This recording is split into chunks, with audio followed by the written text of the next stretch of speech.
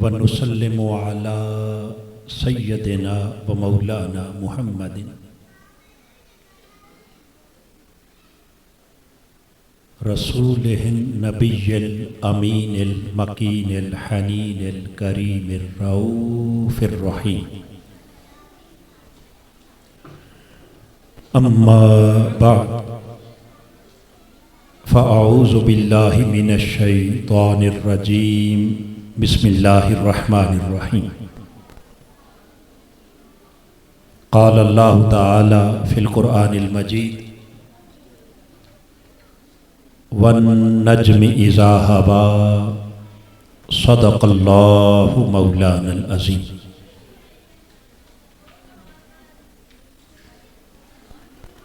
मुअज़्ज़ज़ व मुख्तशम उलमाए कराम, मुअज़्ज़ज़ ख़वातीन व हज़रात और हाज़रीन व सामीईन, जैसा कि आप जानते हैं कि आज की ये मुक़द्दस मुबारक तकरीब हमारे बहुत ही प्यारे भाई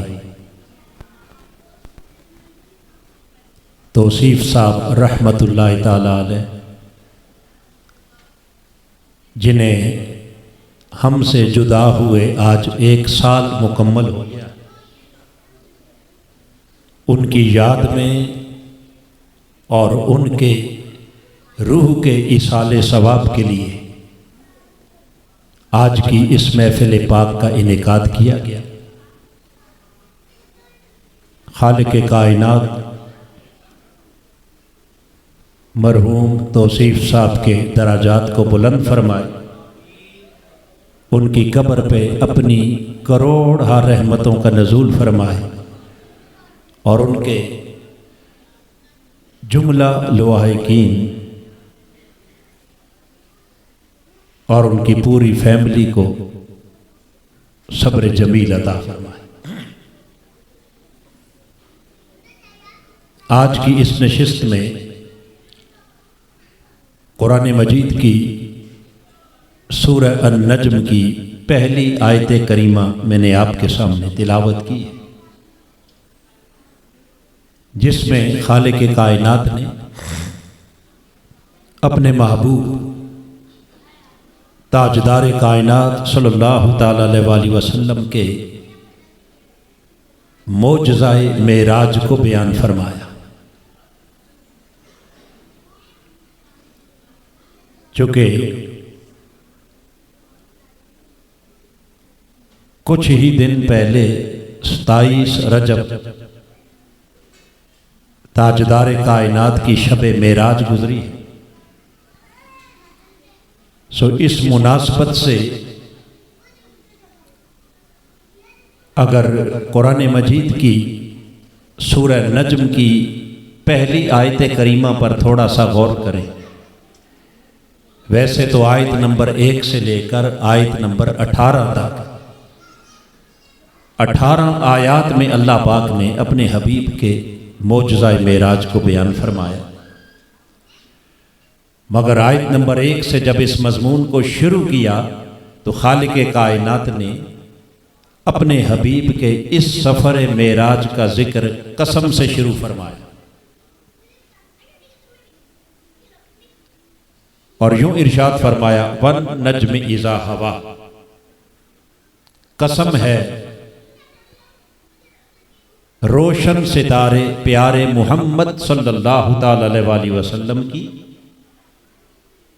जब वो शबे मेराज चश्मे ज़दन में ऊपर जाकर नीचे तशरीफ ले आए। यहाँ इस आयत मुबारका में अल्लाह पाक ने अपने हबीब की जब कसम खाई, अपने महबूब को नज्म, एक रोशन चमकता हुआ सितारा करार दिया और फिर रोशन सितारा कहकर जब अपने हबीब के हुस्न व जमाल की कसम खाई और साथ उनकी उस सफर मेराज की कैफियत को बयान किया, इज़ा हवा कहकर। अब अगर थोड़ा सा गौर करें तो लफ्ज़ हवा, इसका एक माना है ऊपर जाना, फिर इसी लफ्ज़ हवा का दूसरा माना है नीचे आना, और इसी लफ्ज़ हवा का तीसरा माना है तेज रफ्तारी से हरकत करना। गोया इन तीनों मानों के एतबार से अगर गौर करें तो खालिक कायनात ने अपने हबीब के सफर मेराज की 3 हालतों की कसम खाई, और वो 3 हालतें क्या हैं? एक, मुस्तफ़ा के अर्श पर जाने की कसम, दूसरी अर्शे मुअल्ला से वापस आने की कसम, और तीसरी उस शबे मेराज तय होने वाले उस सफर की तेजी रफ्तार की कसम। अब इन तीनों हालतों पर अगर थोड़ी सी तवज्जो करें तो पहली कसम रब्बे कायनात ने खाई अपने हबीब के अर्श पर जाने की। सवाल यह है कि बारी ताला, तूने अपने महबूब के इस सफर मेराज को कसम से शुरू क्यों फरमाया? इस वाकया को कसम खाकर क्यों बयान किया? तो यकीनन इसका जवाब आएगा कि कसम किसी आम और नॉर्मल वाकया के ऊपर तो नहीं खाई जाती। अगर हम अपनी जिंदगी में भी देखें तो किसी छोटे मोटे वाकया पर, कोई मामूली बात हो तो उस पर कोई शख्स भी कसम नहीं खाता। कसम खाई जाती है हमेशा किसी बड़ी बात पर। नंबर 1, कसम खाई जाती है किसी ऐसी बात पर जिसकी अजमत को जाहिर करना मकसूद हो, और या फिर कसम खाई जाती है किसी ऐसी बात पर कि जिसे सुनकर सुनने वाले को वैसे यकीन ना आए तो आप कसम खाकर अपने सुनने वाले को अपनी बात का यकीन दिलाते। अब इन तमाम तकाज़ों को अगर सामने रखें तो गोया खालिक कायनात ने अपने हबीब के सफर मेराज की कसम खाई तो उस कसम खाकर बता दिया कि ये कोई मामूली आम सफर नहीं, ये बड़ी अजमत वाला सफर था। और दूसरा, ये कोई ऐसा रूटीन का सफर नहीं था कि जिसे सुनकर आसानी से हर कोई तस्लीम कर ले। नहीं, ये रूटीन से हटकर ये इंसानी अक्ल और इंसानी समझ से बालातर सफर था। और वो बालातर कैसे था? यहां जो खास बात काबिल तवज्जो है वो ये कि अगर तो ये सफर होता हालत ख्वाब में और आका अलैहिस्सलाम ने सिर्फ रूहानी तौर पर ख्वाब के आलम में ये सैर की होती तो यकीनन ये कोई अजीब वाकया नहीं था। चूंकि ख्वाब में सैर करना ये इंसानी आदत है। मिसाल के तौर पर आप में से कोई शख्स भी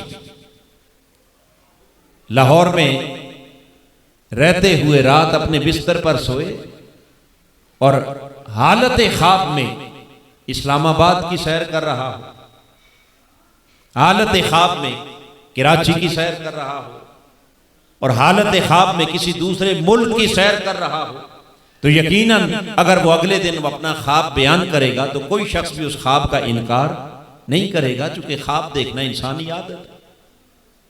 आप ख्वाब में कहीं कुछ भी देख सकते हैं, हत्ता कि किसी का नसीब जाग उठे तो वो रात सोया लाहौर में हो और हालत ख्वाब में गुंबद खजरा के नजारे कर रहा। अपने घर सोए हुए कितने खुश नसीब हैं जो ख्वाब में हरम काबा की ज़ियारत कर लेते हैं। तो ख्वाब में ज़ियारत करना तो कोई बड़ी बात नहीं है।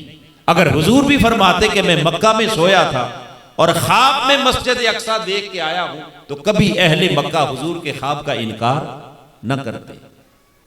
मगर हकीकत यह है कि आपने जब इस वाक़या को बयान किया तो महज कुफार ने नहीं, बल्कि जो 9 मुस्लिम कमजोर ईमान वाले लोग थे, उन्होंने भी जब इस वाक़या को अकल की कसवटी पे परखा कि रातों रात मस्जिद हराम से मस्जिद अक्सा कैसे चले गए, और मस्जिद अक्सा से फिर 7 आसमानों पर और अर्शे मुअल्ला पर, और फिर रात खत्म होने से पहले वापस कैसे आ गए। तो जो कमजोर ईमान वाले 9 मुस्लिम अभी नए नए मुसलमान हुए थे, वो इस वाक़या को सुनकर इस पर यकीन न कर सके और इनकार कर बैठे, और उस इनकार की वजह से वो मुर्तद होकर दायरे इस्लाम से खारिज हुए। इससे मालूम ये हुआ कि आका अलैहिस्सलाम ने उनके सामने ख्वाब बयान नहीं किया, बल्कि दावा यह था कि मैं रात के मुख्तसर से हिस्से में मस्जिद हराम से मस्जिद अक्सा और मस्जिद अक्सा से सिदरतुल मुंतहा और सिदरतुल मुंतहा से अर्शे मुअल्ला तक, ये सैर ख्वाब की सैर नहीं, ये बेदारी की सैर थी। अब सुनने वालों को ये बात समझ में नहीं आ रही थी कि हालत बेदारी में जिस्म के साथ रातों रात कोई मक्का से मस्जिद अक्सा कैसे चला गया, मस्जिद अक्सा से 7 आसमानों पर मलाकूत व जबारूत की सैर करते हुए सिदरतुल मुंतहा पर कैसे चला गया, और सिदरतुल मुंतहा से फिर रात खत्म होने से पहले वापस कैसे लौट आया। चूंकि इस पर इंसानी अकल मुतज़ब्ज़ब थी, मुतरद्दद थी। खालिक़ कायनात ने फरमाया, इंसान बेशक ये बात तेरी समझ में आए या ना आए, मगर कुरान पर ईमान रखने वाले तुझे मानना पड़ेगा। मौला कैसे मानूं? फरमाया, तुझे यकीन दिलाने के लिए देख मैं सारी कायनात का खुदा होकर कसम खाकर अपने हबीब के सफर मेराज को बयान कर रहा। तो खालिक़ कायनात ने हुजूर के इस सफर मेराज की हक्कानियत को कसम से बयान किया। फरमाया, ए बंदे, तुझे अगर वैसे यकीन ना आए तो मैं खुदा होकर कसम खाकर तुझे यकीन दिला रहा हूं कि मेरे हबीब का मेराज की रात अर्शे मुअल्ला पर जाना भी हक है और अर्श से वापस आना भी हक है। तो यूं पहली कसम खाई खालिक़ कायनात ने अपने हबीब के अर्शे मुअल्ला पर जाने की, ताकि क़यामत तक आने वाले लोग इस वाक़या को अकल के पैमाने पर न परखें, बल्कि खालिक़ कायनात ने 2 मेयार दे दिए। फरमाया, एक तरफ तुम्हारी अकल है और एक तरफ रब की कसम है। एक तरफ रब की कसम है। अब देखते हैं कि कौन अकल पे एतमाद करता है और कौन रब की कसम पे एतमाद करता है। सो जिसने अकल पे एतमाद किया वो अबू जहल बन गया, और जिसने खुदा की कसम पे एतमाद किया वो अबू बकर सिद्दीक बन गया। तो ये तो मेरे आका का अर्शे मुअल्ला पर जाना है।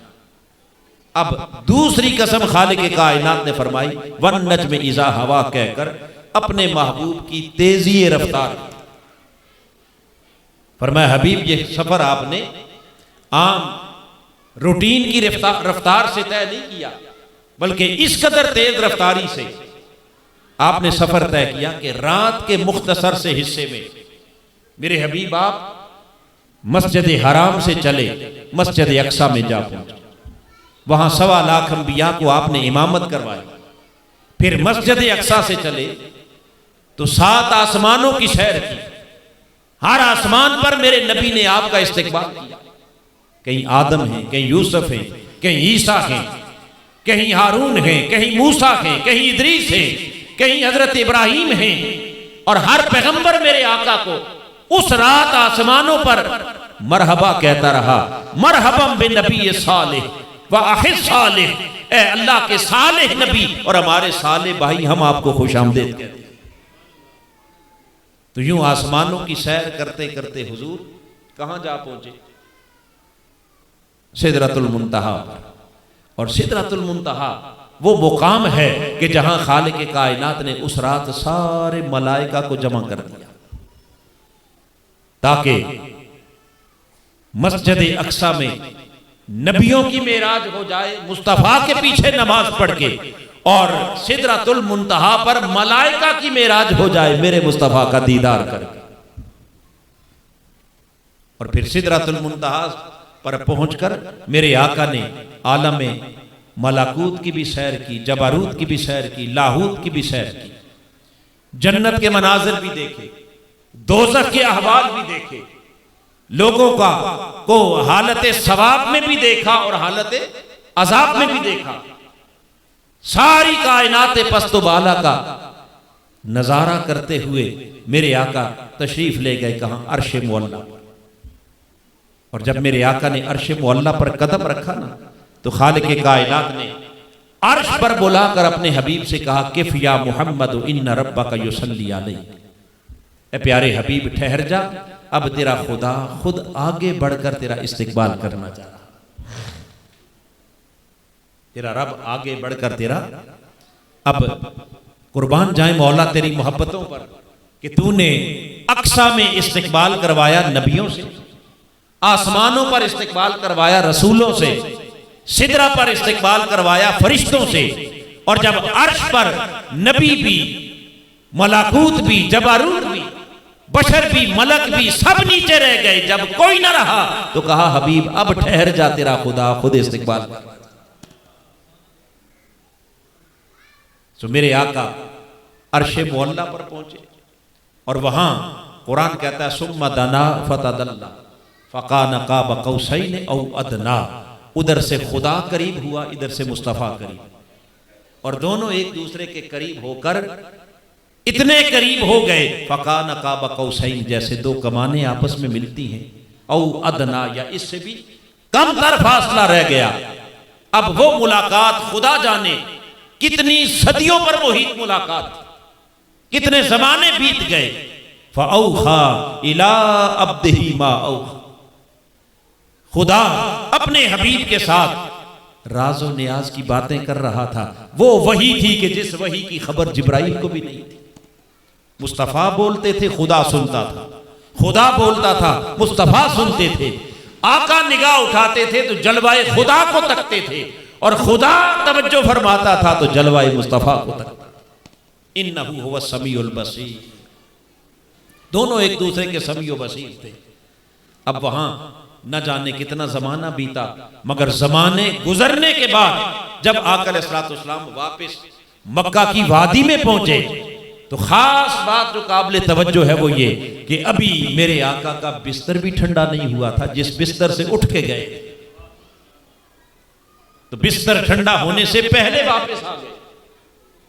जब वुजू करके चले थे तो अभी आपके वजू का पानी जमीन के ऊपर बह रहा था, वो पानी रुका नहीं कि हुजूर वापस आ गए। और जिस दरवाजे से गुजर के गए थे उस दरवाजे की कुंडी भी हिल रही थी, अभी उस कुंडी का हिलना बंद नहीं हुआ कि हुजूर वापस तशरीफ ले आए। खालिक कायनात ने फरमाया वन नज्म इज़ा हवा, प्यारे कसम है तेरी तेजी रफ्तार की कि तूने इस रफ्तार से सफर तय किया कि मकानो ला मकान की सारी हदें उबूर कर दी, मगर मुस्तफ़ा न तेरे जाने की किसी को खबर हुई ना आने की खबर। लोग सोचते रह गए कि हुजूर गए कब और हुजूर आए कब। अब यहां आकर इंसानी अक्ल सोचती है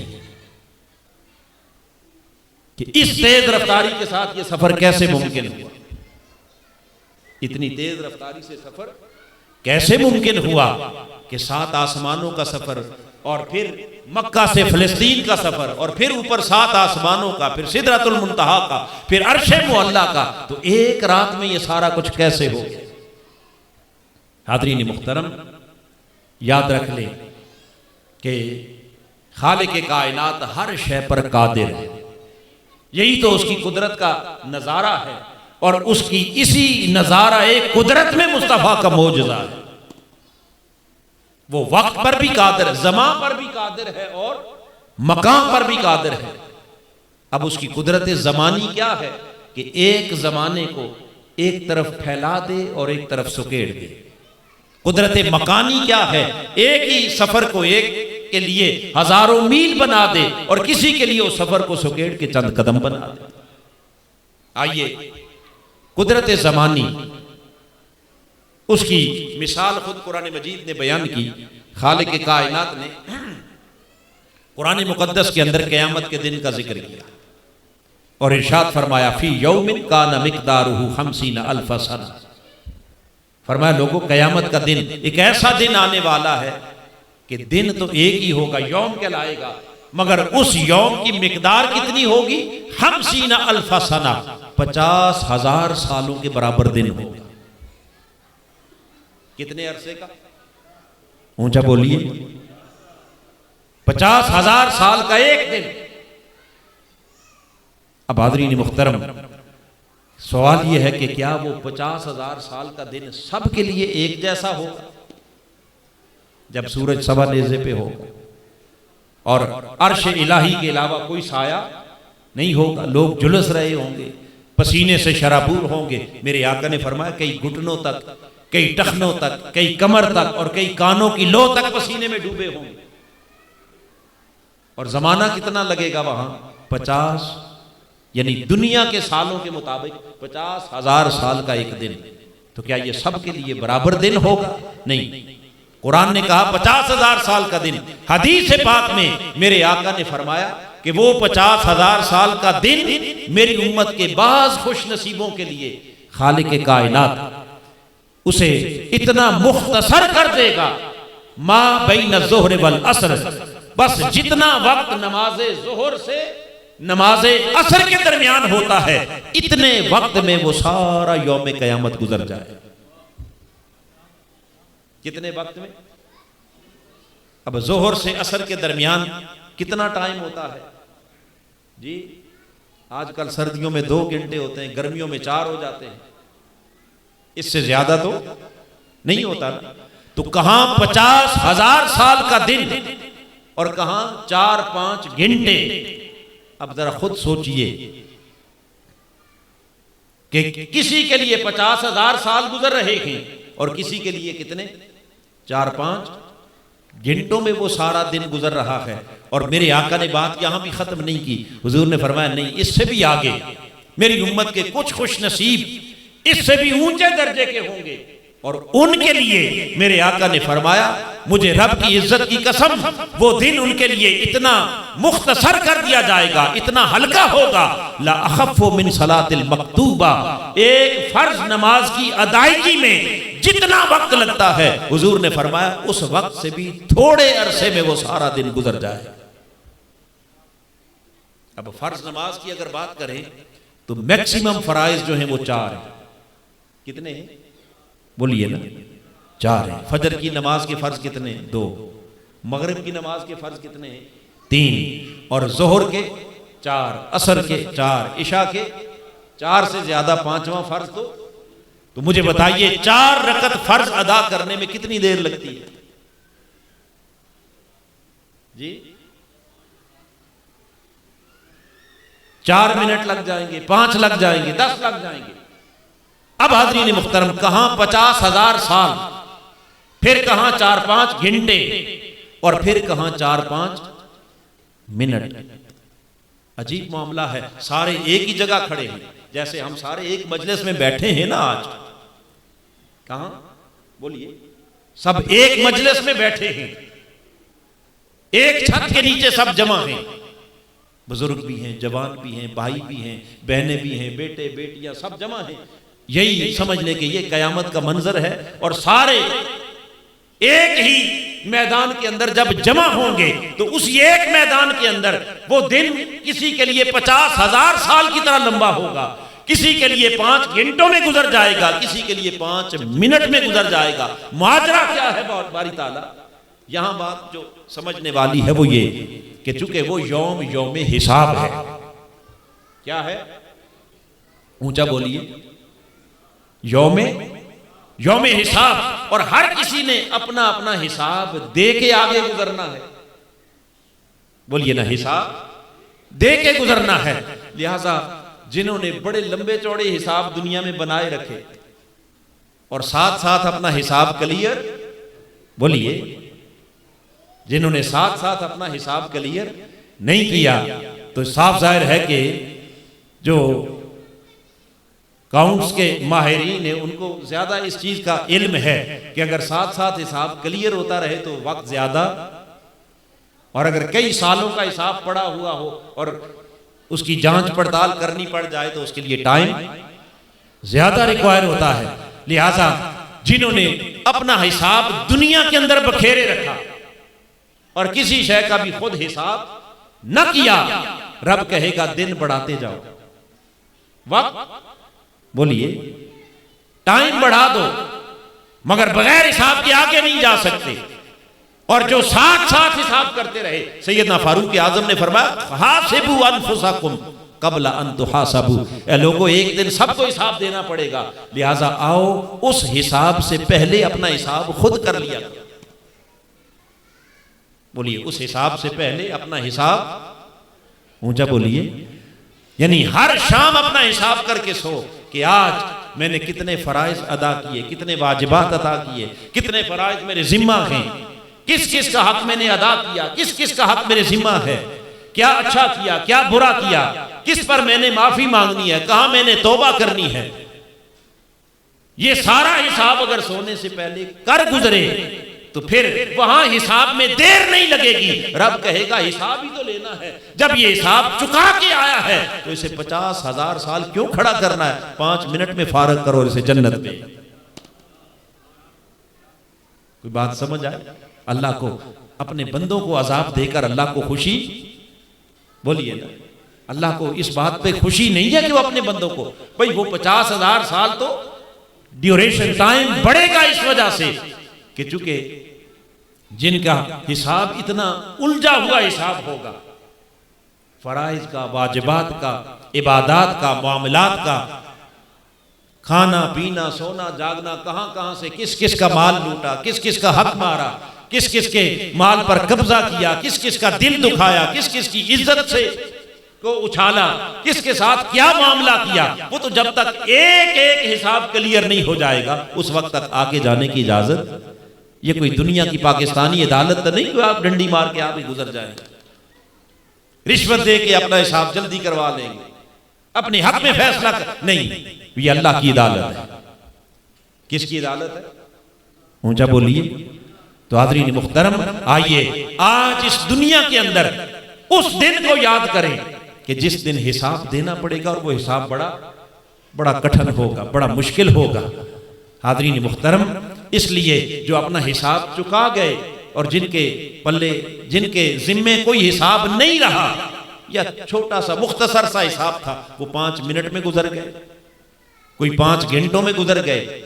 और हत्ता के मेरे आका ने फरमाया कि मेरी उम्मत के कुछ खुश नसीब ऐसे भी होंगे, ये बात बड़ी काबिल गौर, मेरी उम्मत के कुछ खुश नसीब ऐसे भी, मेरे आका ने फरमाया मेरे उम्मत के 70,000 लोग ऐसे होंगे कि जिनसे कयामत के दिन ला हिसाब अलैहिम वला अजाब, जिनसे अल्लाह हिसाब किताब लेगा ही नहीं, बस इधर वो आएंगे अजर के मैदान में, उधर कहा जाएगा बगैर हिसाब के गुजर जाओ, बगैर हिसाब के। आइए हर कोई अपने दामन में झांक के देखे कि मेरे जिम्मे कितना हिसाब है,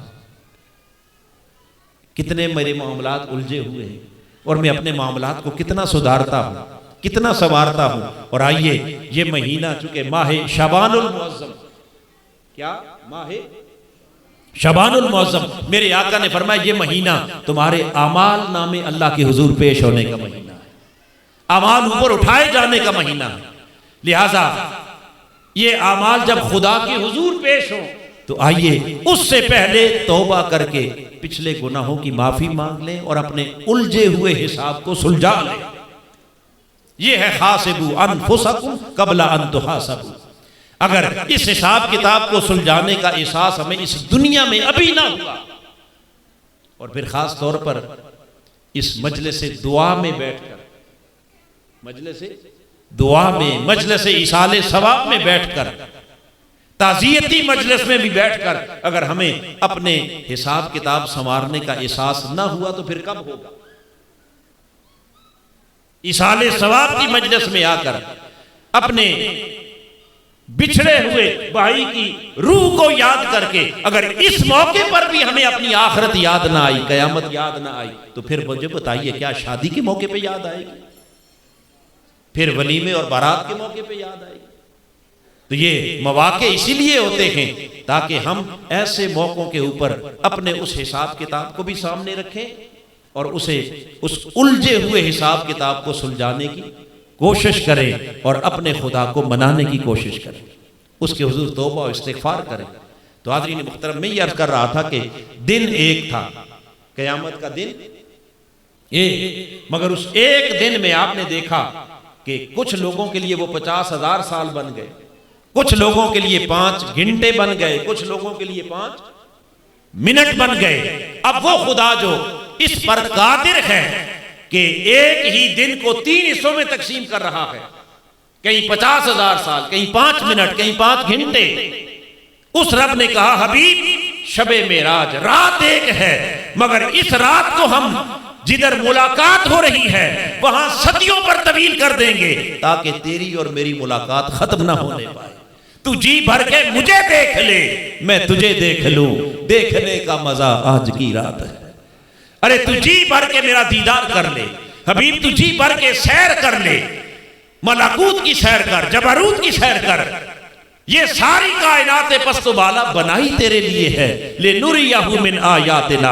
आज मेरी कुदरत के सारे रंग देख, सारे नजारे देख, कोई शय रह ना जाए। सो इधर रात बढ़ती चली गई और इधर जहां अहले मक्का की सरजमीन पर सोए थे, रब ने कहा ए रात सिमट जा, सुकड़ जा, इतना मुख्तसर वक्त हो जा कि जब मेरा हबीब पलट के आए तो अभी बिस्तर भी ठंडा ना होने पाए, अभी वजू का पानी भी ना रुकने पाए, अभी दरवाजे की कुंडी भी ना रुकने पाए। सो सोचने वाले सोचते रह जाएंगे गए कब थे और आए कब है।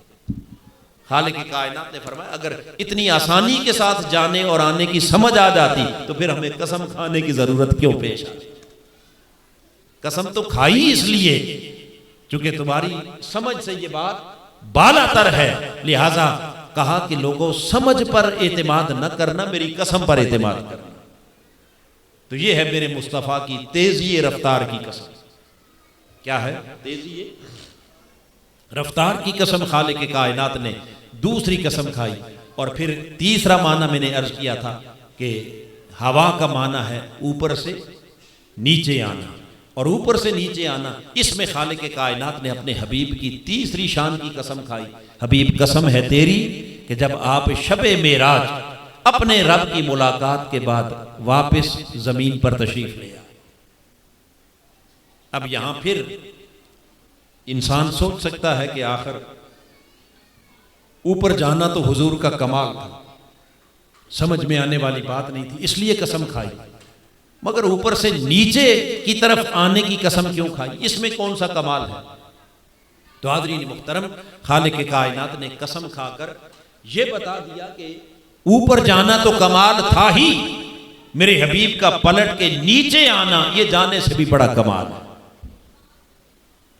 अब आप सोचेंगे वो कैसे बड़ा कमाल है, तो साफ जाहिर है कि जब हुजूर अर्श मुअल्ला पर जा रहे थे तो किन से मिलने जा रहे थे, अपने रब से, अपने महबूब की मुलाकात के लिए जा रहे थे।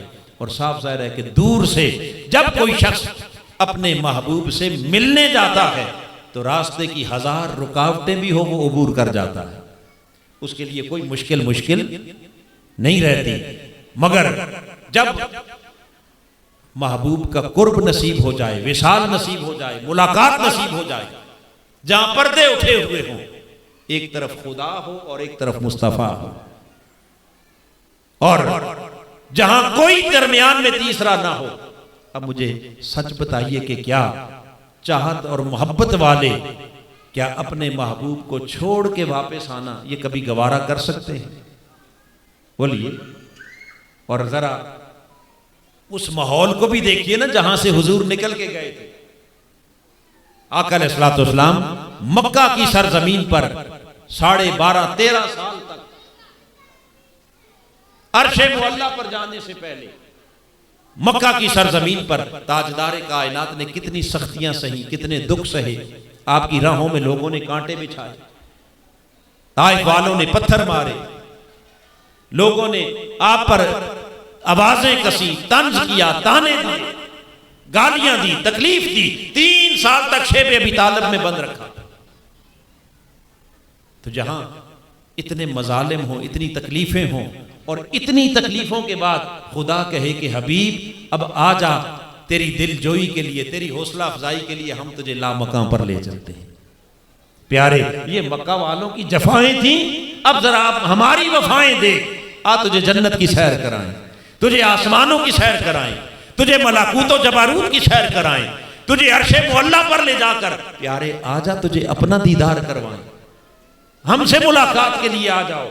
तो हाज़रीन मुहतरम, अब जरा सोचना कि रब की मुलाकात और वो मुकाम दना और मुकाम तदल्ला और काबा कौसैन की वो वादी जहां हर तरफ राहतें ही राहतें, लज्जतें ही लज्जतें, आराम है, सुकून है, चैन है, और इधर मक्का की वादी जहां पत्थर हैं, गालियां हैं, तकलीफें हैं। अब कोई भी इंसान उस राहत के मुकाम को छोड़कर कभी तकलीफ वाली जगह पर वापस आएगा? बोलिए जी। यानी आपको एक जगह पर बरसों सताया गया हो और आप उस शहर से हिजरत करके किसी दूसरी जगह चले जाएं और वहां बड़ा पुरसकून पुरअमन माहौल हो, तो उस सुकून वाली जगह को छोड़कर तकलीफ वाली जगह पर कोई शख्स भी आना गवारा, बोलिए, नहीं करता। इंसानी तबीयत ये चाहती है कि अब उस तकलीफ वाली जगह की तरफ मुड़कर देखना भी गवारा नहीं करता, वो वहीं रहना चाहता है।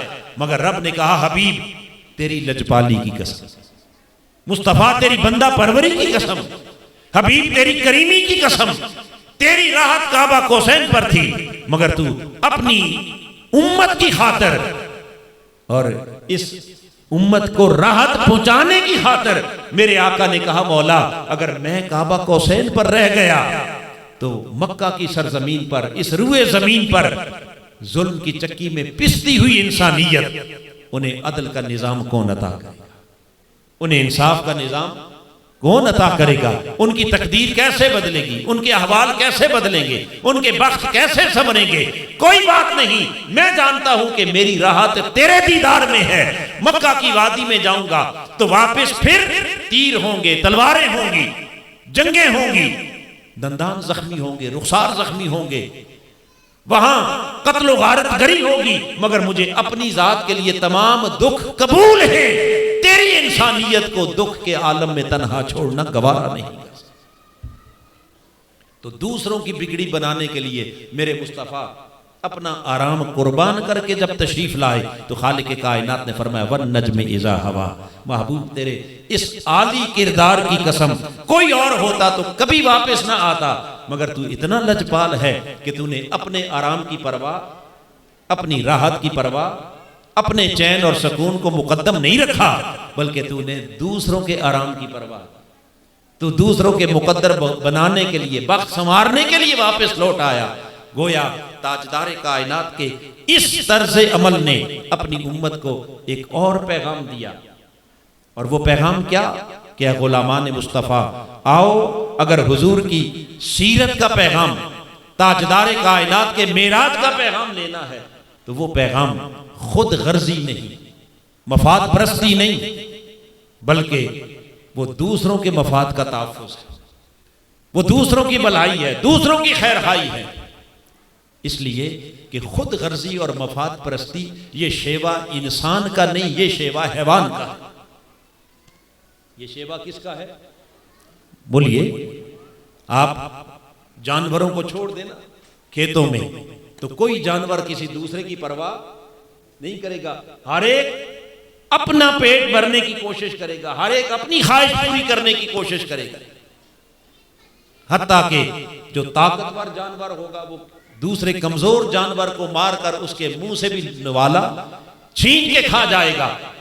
खालिक कायनात ने फरमाया कि कायनात ए इंसान, मैंने तुझे हैवान पैदा नहीं किया, इंसान पैदा किया है, और तेरे इंसान होने का मेयार ये है कि तू खुद गर्ज न बन, दूसरे के मुंह का लुकमा छीनने की कोशिश न कर, बल्कि तेरी इंसानियत की मेराज और तेरी इंसानियत की अजमत इसमें है कि तू दूसरे के मफाद का तहफ़्फ़ुज़ करने वाला बन जा, दूसरे के मुंह में लुकमा डालने वाला, गिरे को उठाने वाला, दुखी को सुख देने वाला।